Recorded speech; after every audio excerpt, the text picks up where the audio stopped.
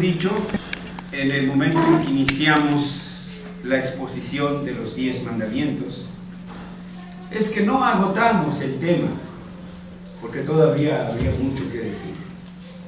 Lo mismo de este cuarto mandamiento, pero hoy vamos a cerrar, para que, si el Señor lo permite, el próximo comencemos con el quinto mandamiento.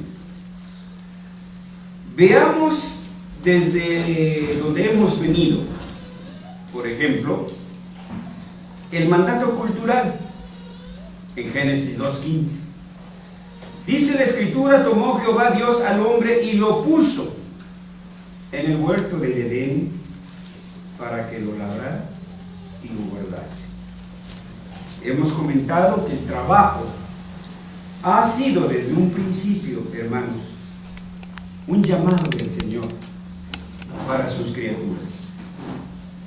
Que entró el pecado dentro del hombre, no abolió el mandato cultural, no suprimió ni eliminó el mandato de labrar el universo. Lo que hizo el pecado fue distorsionar nuestra visión del oficio, ver de una manera borrosa y abordar ese oficio también de una manera borrosa. Pero el mandato establece ahí. En este pasaje Dios establece que el hombre debe presidir el desarrollo cultural del universo. Es claro también en su precepto que hemos leído el trabajar, y no menos concluyente en su prescripción de descansar. Ha sido pues en esta perspectiva que se ha venido desarrollando el tema del cuarto mandamiento de la ley de Dios. Hoy concluimos esta exposición para iniciar enseguida la exposición del quinto mandamiento. Así que concluimos este ciclo con el tema: el descanso como un acto de fe. Este tema, el descanso como un acto de fe, en él primeramente se pondrá de relieve lo que la Escritura dice al respecto. Después, las alternativas que el mundo secularizado ha impuesto al mundo y que es el que actualmente conocemos. Cuando nuestra mente viene al trabajo, pensamos en todos los términos que nos han establecido los mundanos. Ese es el concepto e idea que tenemos del trabajo, y hoy queremos desenmascararlo. Y finalmente, en tercer lugar, veremos la manera como nosotros los cristianos debemos de ver el trabajo y el reposo. El pasaje que hemos leído dice: porque el que ha entrado en su reposo también ha reposado de sus obras. Vean ustedes esta dinámica, esta relación, cómo relaciona el descanso, lo relaciona con la salvación, con el nuevo nacimiento. Aquel que ha traído sobre sus espaldas el pecado, aquel que un día es iluminado por la palabra y el Espíritu Santo y cae en la cuenta de cuán horribles son sus pecados, y cae en la cuenta de cuál será su destino si no se arrepiente, viene al Señor compungido por su pecado, pidiendo perdón por su pecado y aceptando el ofrecimiento que Jesús el Señor nos da. En ese momento entramos en un reposo. Pues aquel que ha nacido de nuevo no puede entonces minimizar ni menospreciar el reposo que Dios está demandando de nosotros. 6 días trabajarás, mas el séptimo descansarás. Quien profana ese día de reposo está contradiciendo a su salvación. No está actuando como hijo, perdonen la expresión, sino como bastardo. Hay una íntima relación entonces entre estas dos cosas. Así que en el desarrollo iremos redimiendo cada una de las proposiciones que se dieron en el anuncio de este tema. En primer término, una parte de nuestro llamado es el llamamiento a descansar. De la misma manera que Dios nos ha llamado para ser buenos padres, buenos hijos, buenos cristianos, también nos ha llamado a descansar. Ven, siéntate aquí. Ven, descansa. No es una sugerencia. Es tan fuerte como el mandato de trabajar. Descansa. La importancia del descanso no es insignificante. No es menos importante que lo demás que ha dicho el Señor. Porque aún Dios mismo descansó después de crear el mundo. Y después de todas sus obras dice que en el séptimo día reposó. El mandamiento de no trabajar en el séptimo día tiene tanto peso como los mandamientos de no matarás, no robarás y cada uno de ellos. Y no lo podemos ignorar sin sufrir sus consecuencias. La Escritura relaciona el descanso no solo con el cese de actividades físicas, que es el único ángulo que nosotros conocemos, es la única arista que nosotros conocemos del descanso. Lo hay, es cierto, pero también involucra el reposo en la reconciliación con Dios, la tranquilidad y la confianza en los asuntos de la vida diaria. En los ejemplos de la cotidianidad lo vemos. Tantas cosas que suceden en la familia. El padre que corrió a la hija, o que corrió al hijo, o que menospreció a su hermano, o etcétera. Cuando siente que su vida se le está escapando, hace todo lo posible por reconciliarse con aquellos que ha ofendido. Llama a la hija, llama al hermano, llama al padre y les pide perdón. Y entonces viene algo así como un descanso. Entonces espera con tranquilidad y paciencia el desenlace cuando se sabe, por ejemplo, de una enfermedad terminal. Hermanos, no puede haber solamente descanso físico, si no hay primeramente el descanso de disfrutar del perdón de Dios, de la reconciliación con Dios. Y por eso esta es a lo que nos lleva la palabra. El que ha entrado en su reposo ha reposado de sus obras.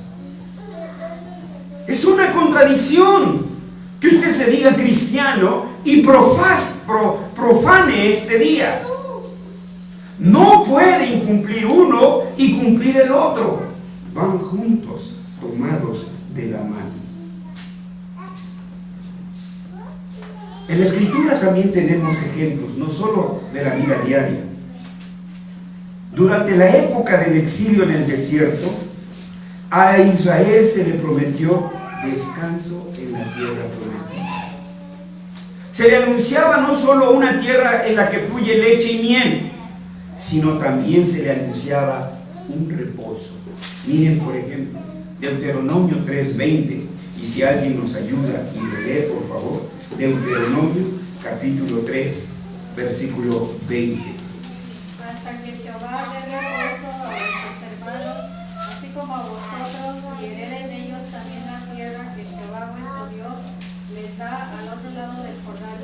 Entonces os volveréis cada uno a la heredad que yo os he dado. ¿Cuál es el contexto?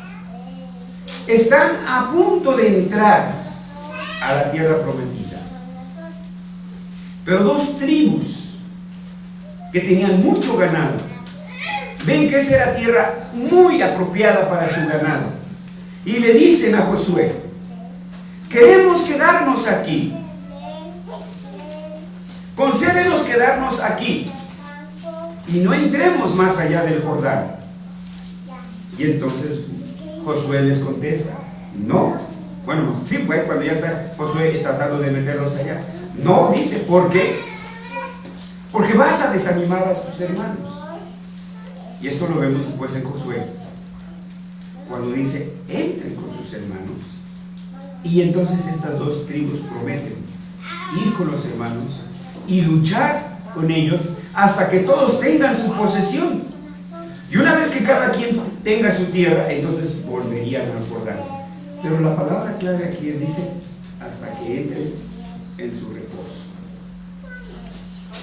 Bueno, pongamos otro ejemplo. Lo que se está dando en muchos trabajos ahora, que le dan contratos, creo que de 20 o de 22 días. ¿Dónde dan la plata? ¿Sí? Y ahí está. Lo cortan cada 20 días y les dan otro papelito, y ese ya cortó. Y así va hasta que, si bien le da al patrón, entonces le da su, no sé cómo se llama eso. ¿Cómo? Hasta que le dan su planta. No entra en un descanso, hermanos. Porque cada vez que se va a terminar su contrato, su mini contrato, ¿y ahora a dónde iré? ¿Me correrán? ¿A dónde buscaré? Pero cuando le dan la planta, uff. Cuando tenemos un enfermo, o tantas situaciones que se nos dan, que nos sacan de nuestro trabajo cotidiano, cuando hemos concluido con ello, entonces entramos en un descanso. No solo prometió ese descanso de ya no andarás como nómada, tendrás tu casa, tendrás tu hogar, tendrás tu viña. También les promete descanso, dice, y un descanso que también se le otorgó con respiro de sus enemigos. Digo, ¿quién de nosotros? Bueno, yo por lo menos no lo he experimentado y espero que nunca. Eso, como dicen, ¿no? Andar a salto de mata. Saber que alguien nos anda persiguiendo y que te va a matar, ¿no? Y que donde te encuentres te vacía la 45. ¿Sí? Entonces imagínense cuando se entera, se murió, lo atropelló un burro. Digo, qué tranquilidad entraría entonces para usted, ¿no? Ya no hay quien me persiga. Segunda de Samuel 7:11, si alguien lo encuentra y nos lo dice, por favor. Desde el día en que puse fuertes sobre mi pueblo Israel, y a ti te daré descanso de todos tus enemigos. Asimismo, Jehová te hace saber que Él te hará caso. Descanso de tus enemigos. Entonces vean con cuántas cosas se relaciona el reposo. Nosotros solamente percibimos reposo como cese de actividades, ¿sí? Como tenderse en la cama, no tender la cama, que es lo que deberíamos de hacer. No, tiene muchas aristas y todas ellas deben de ser cubiertas. Siguiendo con Israel, la vida de Israel fue organizada como un ciclo de trabajo, descanso, descanso, trabajo. Lo notamos a través de las escrituras cuando lo vamos leyendo. Por ejemplo, cada séptimo día, descanso. Cada séptimo año, descanso. Cada 7 años, que era el jubileo, iba a ser un día de reposo, no solo para las personas, sino también para los animales. Y aún había descanso para la tierra misma. Entonces vean, este era el ciclo. Y esto no lo podemos ignorar, hermanos. La vida cristiana es integral y tiene que involucrar toda. Y si somos celosos de una cosa, pero no celosos de la otra, pues ya quebrantamos todos, como dice el Señor. Que aunque guardemos todos los demás mandamientos, pero uno solo que quebrantemos, ya nos hace quebrantadores de toda la ley. Este ciclo metódico de trabajo y descanso estaba íntimamente ligado a la confianza de Israel en su Dios. Porque no puede haber descanso donde no hay confianza. Y donde no hay confianza, no hay fe. Provocando entonces un ciclo de angustia, desesperación y hasta caer en la depresión. Ahí comenzamos. Primero con la angustia. Cubriré, tendré, se me dará, podré. Y cuando vemos que no estamos alcanzando la meta, nuestra angustia crece y entonces caemos en otro grado, la desesperación. Aun cuando veamos ahí las alternativas, nuestra desesperación es tal que no la podemos ver, porque eso se necesita ver con los ojos de la fe. Que alguna vez les comentaba, con esto de que es el pan nuestro de cada día en la Ciudad de México. Dicen que está bajando la delincuencia, pero no es la misma opinión de muchas familias. Recibe un padre de familia una llamada: tenemos a tu hija secuestrada. Lo oye la mamá y empieza a pegar de gritos: ¡salva a mi hija! Y todo eso. Y dicen que nos platicaron de eso, que la hija estaba ahí en su cuarto dormida. Mujer, ahí está nuestra hija. Ahí está, no, salva a nuestra hija y salva a nuestra hija. Ese es cuando no tenemos los ojos puestos en Jesús. Aunque estén allí las soluciones, no las vemos. Y esas angustias nos llevan a la desesperación hasta que caemos en la depresión. Es triste que existan estos fenómenos en los cristianos, que caigan en esa depresión, hermano. ¿Por qué? Porque no tienen el conocimiento que nos lleva a la fe y por tanto esta a la confianza. Si los israelitas descansaban en el 7º año, no sembrarían, no tendrían cosechas. Ese es un razonamiento lógico, ¿no? Es el mismo que usted haría. Si hoy domingo no trabajo, no hay para el chivo, dicen. Sí, pero nosotros no vivimos de la lógica, vivimos de la fe. Por tanto, era necesario confiar en la promesa de Dios, porque Dios les había prometido que produciría una excelente cosecha para cubrir sus necesidades. Lo mismo dijo del maná. El 7º día, recojan el viernes, les daba el doble. El sábado no va a haber. Pero llegan unos el sábado. Otros guardaron de más. ¿Recuerdan? ¿Y qué les pasó? Se les agusanó.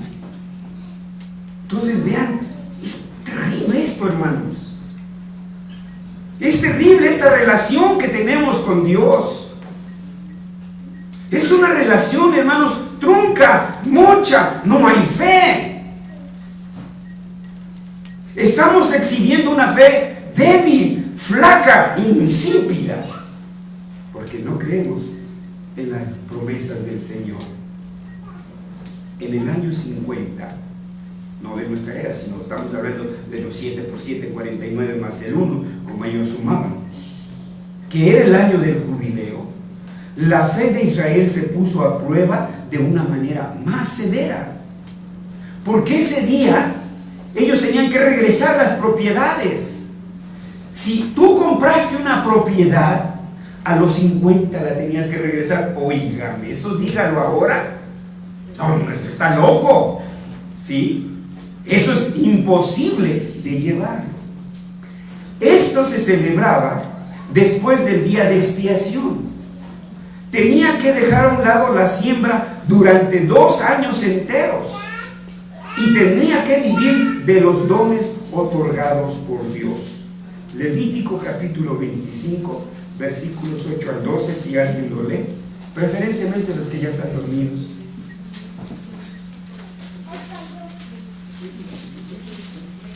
Levítico 25, versículos del 8 al 12. Y contarás 7 semanas de año 7 veces 7 años, de modo que los días de las 7 semanas de años vendrán a ser de 49 años. Entonces harás tocar fuertemente la trompeta en el mes séptimo a los 10 días del mes. El día de la expiación haréis tocar la trompeta para toda vuestra tierra. Y santificaréis el año 50 y pregonaréis libertad en toda la tierra a todos sus moradores. Ese año os será de jubileo y volveréis cada uno a vuestra posesión y cada uno volverá a su familia.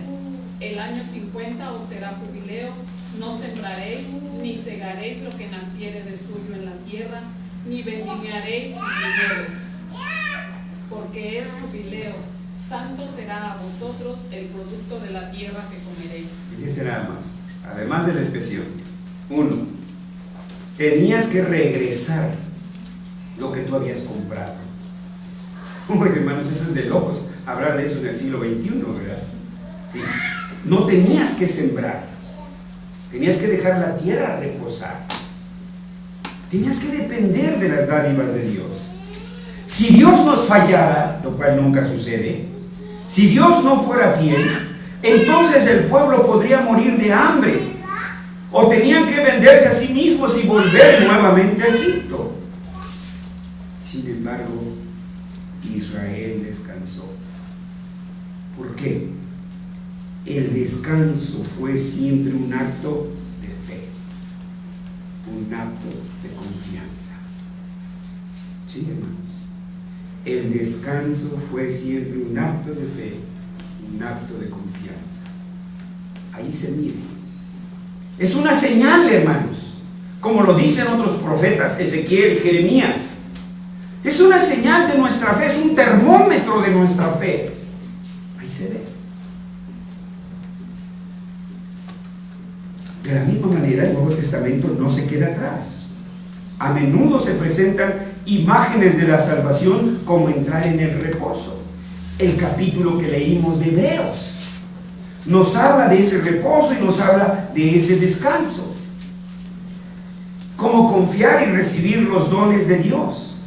El propio Jesús prometió libertad para descansar a todos aquellos que acudían a Él. Venid a mí todos los que estáis cansados y trabajados, y yo os haré descansar. El verdadero descanso comienza con Dios, con nuestra relación con Dios, con nuestra fe con Dios, anclada nuestra fe en las promesas de Dios, en sus promesas. Pero ¿sabe por qué no tiene fe? Porque no conoce las promesas. Este es un libro arrumbado. El joven mejor lee el libro de matemáticas o el de biología, claro, porque lo amenazaron con mandarlo extraordinario si no pasaba el examen. O porque el papá le comprometió un Xbox y si pasa el examen y se ve forzado. Pero la Biblia, ahí está, arrumbada, hermanos. ¿Sí?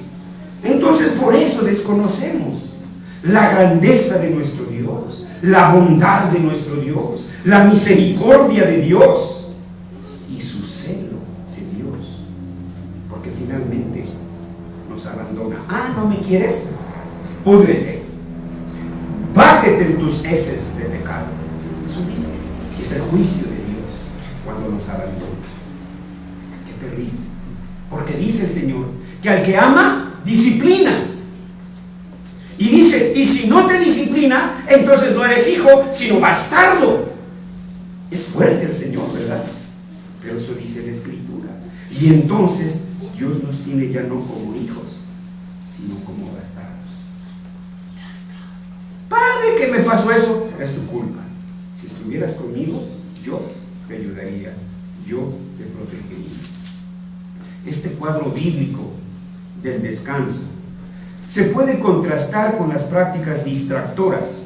Ahora vamos a ver la visión. ¿Cómo nos hace ver el mundo el descanso? Esto es lo que dice la Escritura del descanso.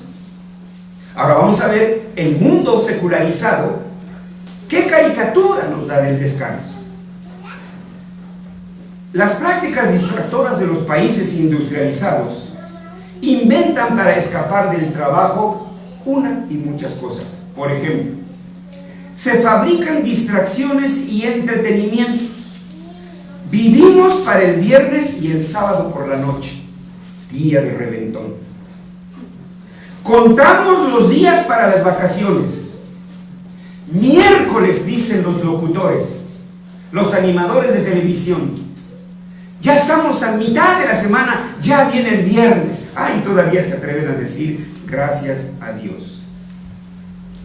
Y tenemos cuenta regresiva, lo que quiere decir que no hemos visto una visión del trabajo como una bendición. Lo hemos visto como un mal necesario. Y así, todas estas actividades son un intento de ignorar y negar el trabajo.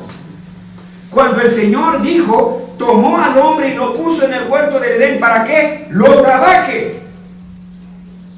Porque el cuarto mandamiento dice, 6 días trabajarás, mas el séptimo descansarás. O sea, el trabajo ahí está. Pero no lo vemos como nuestro oficio, sino lo vemos como nuestro modus vivendi. Porque vamos solamente tras de la chuleta. De manera que entonces, todas estas actividades son un intento de ignorar y negar el trabajo. Y por lo tanto, todos estos distractores controlan nuestras vidas. Un ejemplo sería la zanahoria que se pone delante del burro para que avance. ¿Sí lo han visto esa caricatura? Va montado el Señor en el burro, lleva un palito y la zanahoria ahí. Lleva el pobre burrito tras la zanahoria. ¿Cuándo lo alcanza? Así nos tienen en el trabajo, hermanos. Nos prometen la prima vacacional. ¿Cuánto nos dan de prima? Ni para el micro nos alcanza. ¿Sí? Nos prometen los puntos, bueno, cuántas cosas, las tarjetas, y tienes 300 puntos, y tienes 500, bueno, cuántas cosas, hermanos. Vean cómo nos controla el mundo. Nos ponen la zanahoria y ahí vamos como el burro tras de ella. Así vemos el trabajo como una carga. En lugar de que el trabajo se convierta para nosotros en un canal de adoración, porque Dios nos ordenó trabajar. En lugar de que veamos el trabajo como una oportunidad de servir a mi prójimo, que con mi trabajo yo pueda ayudar a mi prójimo. ¡Qué satisfacción, hermanos! El médico que salva una vida, el maestro que le enseña a leer. A usted, ¿algún día se ha puesto a pensar en esa bendición de que usted sabe leer y escribir? ¿Puede imaginarse si usted siguiera sin saber leer y escribir de cuántas cosas se privaría? Entonces tenemos que ver nuestros trabajos como la manera de ayudar a mi prójimo. Yo me paro temprano y hago mi trabajo para servir a mi prójimo. Con mi trabajo voy a ayudar a mi prójimo. Ese es el objetivo del trabajo. Que yo vea por mi prójimo. Y en tercer lugar, que el trabajo es además la manera honesta, el canal por el cual Dios ha provisto proveer para nuestras necesidades. Porque ha dicho, si alguno no trabaja, que tampoco coma. Entonces vean estos 3 aspectos del trabajo, y nosotros debemos de tenerlos muy presentes. Es un canal de adoración, una oportunidad para servir a nuestro prójimo, y la manera honesta, no por el probol, no por el ¿qué trebol? ¿Cómo se llama ese? No sé. El melate, el cachito, el rascahuele. No, trabajo. Esto es lo que nos ha dado el Señor. Esto es lo que nos ha dado el Señor. Esto es lo que nos ha dado el Señor. Coco, ingenio para trabajar. No hay otra manera, hermanos. La característica distintiva nuestra es la actividad de ocio. Ahora, ¿cuál ¿Cuál es esa característica distintiva de nuestra actividad de ocio según la perspectiva humanista? Es el consumismo manifestado en la compra de cosas y más cosas. Una actividad que a través de la construcción de los llamados estilos de vida se ha convertido en algo frenético que se nos llega a olvidar el verdadero propósito del trabajo. No puedo usar unos tenis de Tepito porque tienen que ser Nike o Nike, tienen que ser importados, etcétera, porque es nuestro estilo de vida. Aunque mi camisa cueste lo mismo en Walmart o Suburbia, no, pero tiene que ser de Sears o de Liverpool. Es la misma tela, es la misma marca, pero si ven la diferencia de precios, pero nos han impuesto un estilo de vida, hermanos. ¿Sí? Esto se ha convertido en algo frenético que nos lleva a olvidar el verdadero propósito del trabajo. Déjenme les menciono 3 ejemplos. El día negro en Estados Unidos. ¿Qué es? Consumismo. Para eso te dan el día, para que consumas. Para eso es el descanso, para que consumas. Perdonen lo del pan, es para enfatizar. En México no cantamos malas rancheras. El Buen Fin, ¿sí? También es que para que consumas y consumas y consumas. Tarjetas participantes, 20%. Tarjetas participantes sin qué, ¿cómo dice? Sin intereses. Yo nunca le he entendido a eso, hermanos. Los puentes vacacionales. Y así lo dijeron con su bocota. Digo, si ustedes ven los noticieros, así lo dijeron, para que consumieran, para que trabajaran.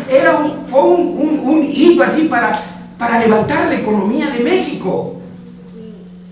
Aunque hubo otros diputados que dijeron, no, porque se ha perdido el enfoque del día de asueto. Es para recordar a nuestros héroes. ¿Quién se acuerda de ese monito Juárez? Fox es mejor que... Fox ya nos dijo que es mejor que don Benito Juárez. Entonces se perdió. Hermanos, entonces vean ustedes, caemos en los puentes. Yo nomás conté un año, no sé, en las escuelas públicas, el puente del Día del Maestro, el puente de sus padres, el puente del Día de la Madre, el puente de... se echaron como 20 días. El 1 de mayo, 5 de mayo, vean ustedes. Entonces, hermanos, ellos nos ponen los puntos sobre las IES y nosotros les seguimos. Todos ellos llevan la tarea de inducir al consumismo. El resultado es que nuestra sociedad se encuentra cada vez más distante del verdadero descanso. Sus vacaciones artificiales se están convirtiendo en meras excusas para nuevas formas de consumo. Ahora son los centros comerciales los que nos dicen cuándo son las vacaciones. Para estas vacaciones tu traje de baño, bla, bla, bla. Para estas vacaciones tu protector de, ¿cómo se llaman esos que le ponen? Bronceadores, ¿no? Entonces, ellos nos dicen cómo disfrutarlas. El descuento en tal hotel, el de 3 noches gratis, ay, amerito, ¿no? Yo digo, lo van a hacer. Son ellos quienes nos imponen el Día del Padre. Son ellos quienes nos imponen el Día de la Madre, como nosotros no sabemos celebrar. El Día del Compadre, bueno, al rato vas a ver hasta el Día del Perro, el Día del Gato. Ya atrasado estoy. Vean lo absurdo, hermanos. Ay, es muy tragón esa mascota. Bueno, y nos ofrecen ofertas para que le podamos mostrar nuestro agradecimiento a mamá. Tu celular de 8,000 pesos para que te lo roben en el primer micro que te subes. Y ahí nos llevan, hermano. Y después, si quiere usted comprarlo, puede ir a Tepito y ahí de seguro que si le pone una ceñita va a ver que va a ser su mismo teléfono. Entonces, hermanos, la noción del Shabbat como descanso o incluso el domingo se ha inclinado hacia un lado, el consumismo, lo que resulta no solo como una afrenta a la misma creencia secular de que Dios es irrelevante para la vida social, sino también en lo que constituye tal vez la misma cosa, es decir, que los comerciantes ven como una amenaza el culto dominical y el descanso familiar, porque se convierte en un verdadero obstáculo para el consumo de bienes y servicios. Ejemplos: el fútbol llanero. Si el padre se queda en la casa con la esposa y los hijos, ¿quién va a comprar las chelas? ¿Para celebrar que perdieron o para consolar que casi ganaron, pero de todas maneras perdieron? Los torneos, las carreras, ¿en qué día se celebran? Vean, hermanos, vean cómo nos arrastran. Y ahí vamos, ¿sí? Y todos los eventos realizados en el día del Señor. Le cayeron encima aquel de carros de fuego, ¿se acuerdan? Fanático. No, de ahí no lo bajaban, hermanos. Vean entonces, hermanos, hasta dónde hemos llegado. Bueno, ¿qué les sigo platicando? Si eso ustedes lo saben. ¿Cuál es entonces la alternativa? ¿Cuál debe de ser entonces nuestra posición como cristianos? ¿Qué vamos a hacer ahora nosotros que ya lo sabemos? Lo que Dios está demandando, que Dios está exigiendo a gritos: descansa. No me vengas después con que eres hipertenso, con que esto, con que lo otro. Bíblicamente hablando, hermanos, el descanso es mucho más que la recuperación del esfuerzo físico. Es una parte, es cierto.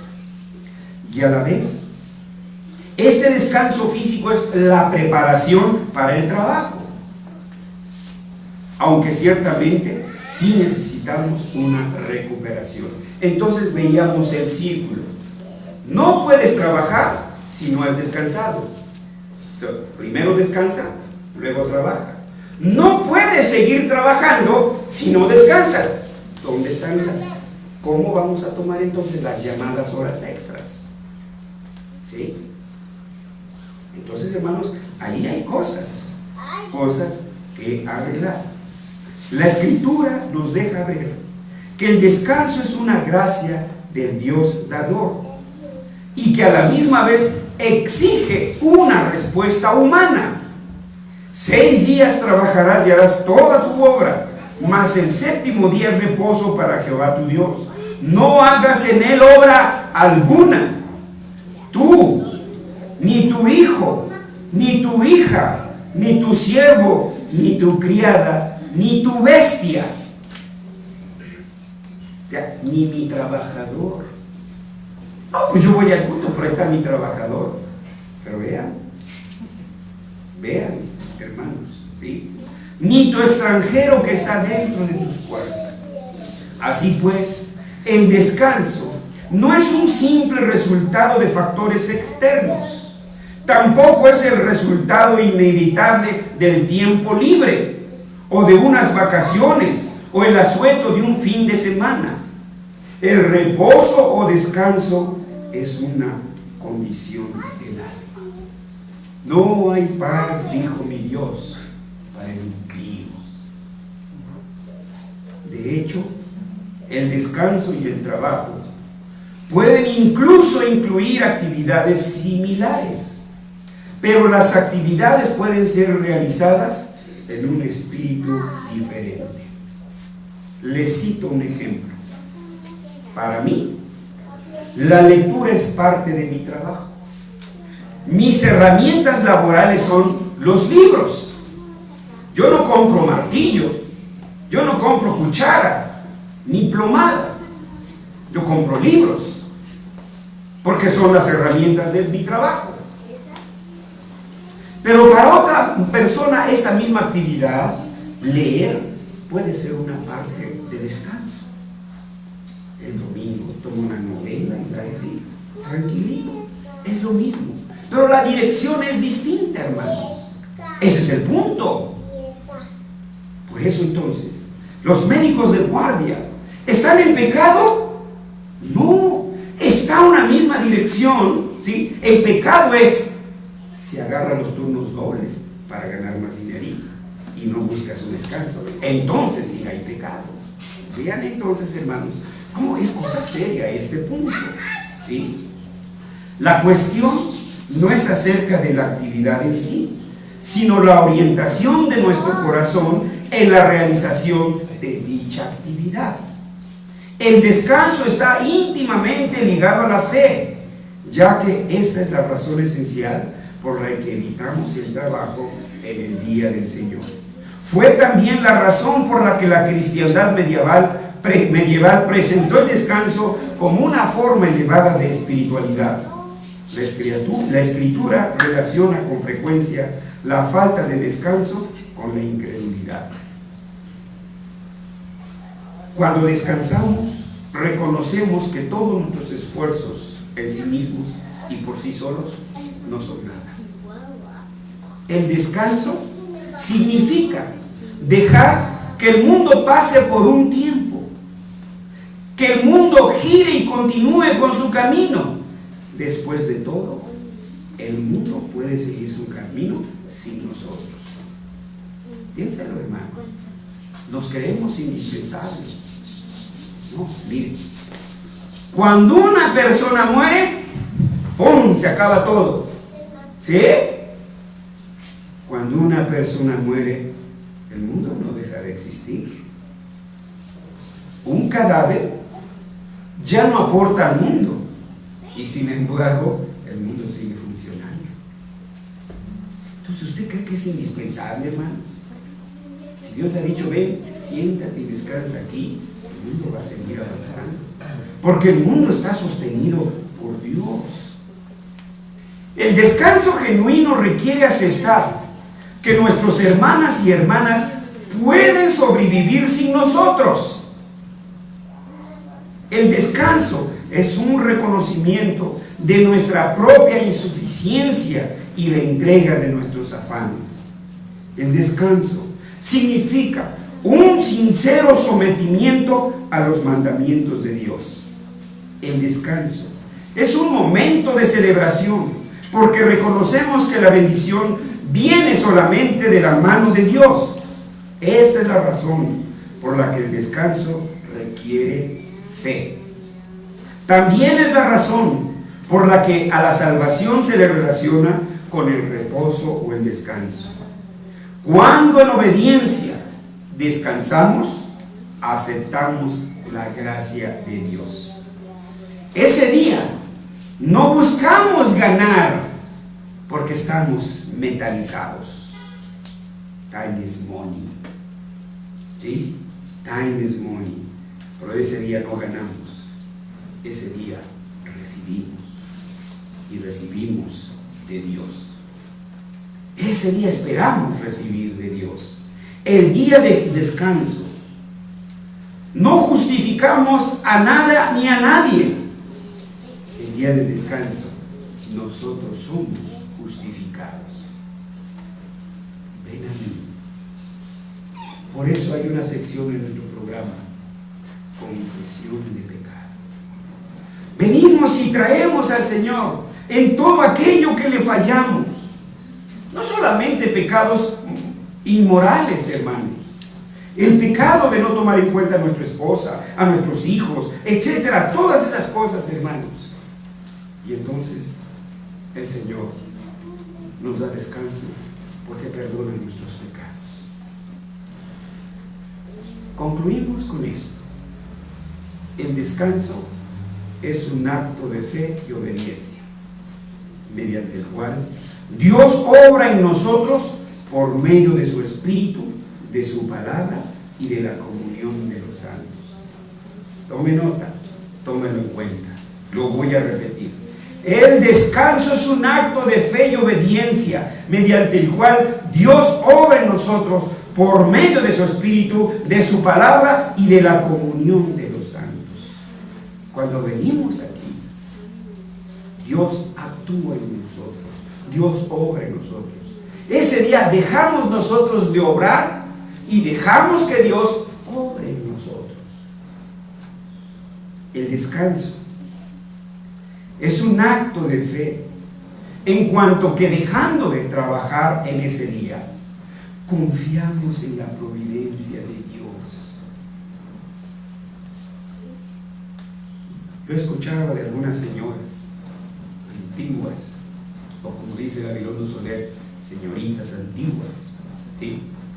El día se pasará, pero sin comer Dios no nos dejará. Díganme, ¿quién no ha experimentado esa promesa del salmista? Joven fui y envejecido, y no he visto justo ni su descendencia que mendigue pan. ¿Sí? El descanso es también un acto de obediencia para dejar descansar a aquellos que están bajo nuestra autoridad, el patrón. Dice, no trabajarás tú, ni tu siervo, ni tu bestia, ni tu hijo, ni tu hija.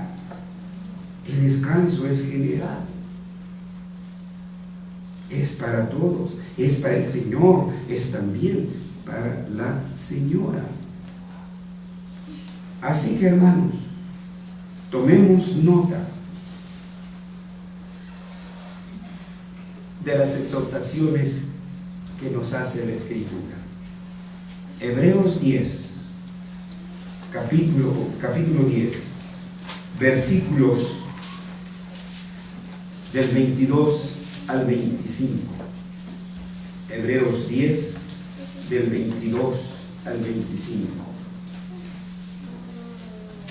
Empieza este pensamiento así: acerquémonos con corazón sincero, en plena certidumbre de fe, purificados los corazones de mala conciencia, lavados los cuerpos con agua pura.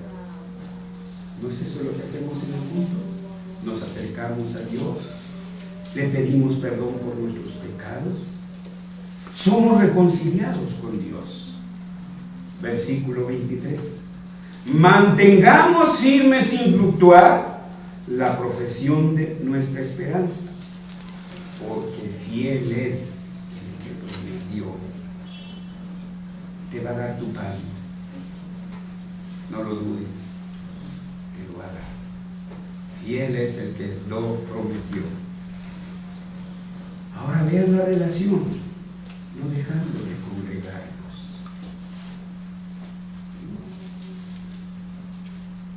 No dejando de congregarnos como algunos tienen por costumbre. No le luchan siquiera, no patalean siquiera. ¿Sí? Todavía la muchacha, cuando el muchacho se le declara, bueno, cuando se le declaraba, porque creo que ahora ya no se acostumbra a eso, decía, ay, no sé, lo voy a pensar. Aunque después, ay, qué bueno que me habló, pensaba que se me iba el tren. Hermanos, no dice, como algunos tienen por costumbre. Hay que luchar por defender este día. Agendémoslo ahí. Ahí está. Habrá, como dijo el Señor. ¿Quién de ustedes, si está enfermo, no lo ve? O su bestia cae en un hoyo, siendo en Shabbat no va y lo saca. Claro, hermanos. Pero que la costumbre sea siempre la comunión de los santos, no dejando de congregarnos como algunos tienen por costumbre, sino exhortándonos, tanto más cuanto veis que aquel día se acerca. Así que, hermanos, cuando venimos aquí, Dios trabaja en nosotros, purifica nuestras almas, mantiene, nutre y sostiene nuestra fe y nos da nuevas direcciones para abordar nuestro trabajo. Véanlo, piénsenlo, hermanos. ¿No el Señor ha usado este púlpito? Y no hemos aplicado eso en nuestra vida cotidiana. Algunas cosas de ellas las hemos llevado a nuestro trabajo, a nuestros empleos. Entonces ve cómo Dios nos invita, nos llama para decirnos: mira, así quiero que hagas tu trabajo. No es como tú te lo imaginas. Por último, ¿de veras? Sí, de veras, se los prometo. El trabajo es un mandamiento que incluye el descanso como un acto de fe y obediencia. Trabaje, sí, pero también descanse. Descanse, sí, pero también trabaje. Y si no lo hace así, que el Señor se lo demanda. Vamos a orar. Nuestro Dios y nuestro Padre, gracias por tu palabra, refrescante, dulce, como bálsamo para nuestras vidas. Perdónanos por todas aquellas cosas que nosotros creíamos que eran normales y legítimas, y que hoy tú, a través de tu palabra, nos has hecho comprender lo errado que andábamos en nuestros caminos. Pero no solamente has señalado nuestro pecado, has señalado tu disposición para perdonarnos, y has señalado la dirección de nuestro camino para que te obedezcamos. Señor, que seamos ejemplo y reto de fe para nuestros hijos, de cómo nosotros como padres abordamos el trabajo y el descanso. Que lo mismo sea para nuestros familiares, para nuestros vecinos y para nuestros amigos. Que traigamos, Señor, nuevas posturas, nuevas alternativas para este mundo pagano de cómo debemos de ver el trabajo. En Jesús oramos. Amén. Gloria a Dios.